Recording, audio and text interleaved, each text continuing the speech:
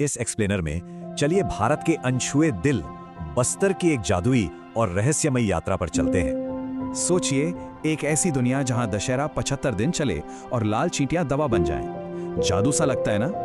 बस्तर की विविधता तो देखिए, मुड़िया गोंड से लेकर भतरा तक, और मजे की बात, सबकी बोलियां बिल्कुल अलग हैं।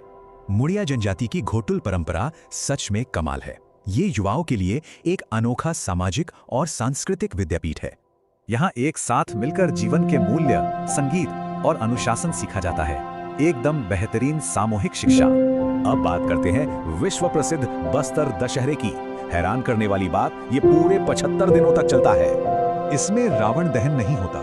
इसका पूरा फोकस दंतेश्वरी माता की अटूट भक्ति और बेजोड़ जनजातीय एकता पर होता है। हर जनजाति मिलकर इस विशाल लकड़ी के रथ को बनाती और खींचती है। समानता का क्या शानदार प्रतीक है। हस्तशिल्प में ढोकरा कला एकदम बेजोड़ है। बिना सांचे के मोम ढलाई का ये काम पूरी दुनिया में इकलौता है।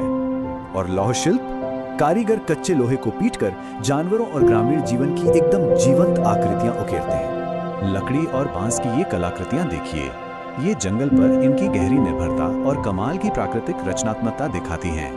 अब इस अत्यधिक ऊर्जावान गौर माड़िया नृत्य को देखिए। भैंसे के सींगों और कौड़ियों वाला मुकुट सच में आइकॉनिक है। अच्छी फसल का जश्न हो या देवताओं को खुश करना, ककसार और पारम नृत्य में पूरी कम्युनिटी झूम उठती है। मांदर, ढोल और तुड़बुड़ी जैसे इन पारंपरिक वाद्य यंत्रों की थाप ही कुछ ऐसी है कि कोई भी नाचने लगे। खैर, अब खाने पीने की बात करें।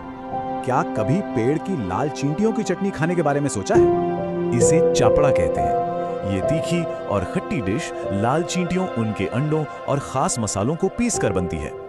सबसे बड़ी बात, इस पारंपरिक चटनी में मलेरिया से लड़ने वाले कमाल के औषधीय गुण भी मौजूद होते हैं। यहाँ की मेहमान नवाजी में सेल्फी, महुआ और पेज शामिल हैं। ये खास पेय इनकी संस्कृति का अहम हिस्सा है। ये साप्ताहिक हाट बाजार सिर्फ शॉपिंग के लिए नहीं है, ये तो बस्तर के जीवंत सामाजिक जीवन का असली केंद्र है।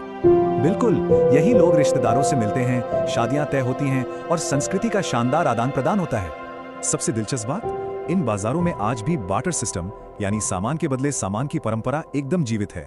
तो क्या बस्तर का ये बेजोड़ भाईचारा और प्रकृति प्रेम हमारे आधुनिक समाज को कोई बड़ा सबक नहीं सिखाता?